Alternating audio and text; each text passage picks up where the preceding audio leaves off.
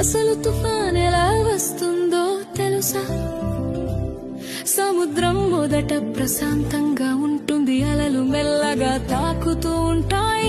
కానీ సూర్యుడు బాగా వేడెక్కితే సముద్రపు నీరు కూడా వేడిగా మారుతుంది. ఆ వేడి నీటి మీద ఉన్న గాలి కూడా వేడి అవుతుంది, పైకి ఎగురుతుంది. గాలి పైకి ఎగినప్పుడు కింద ఖాళీ అవుతుంది. అప్పుడు చుట్టుపక్కల చల్లని గాలి ఖాళీ నింపడానికి వస్తుంది. ఇలా గాలి ఎగరడం దిగడం మొదలవుతుంది. అలా తిరుగుతూ తిరుగుతూ ఒక పెద్ద చక్రంలా మారుతుంది.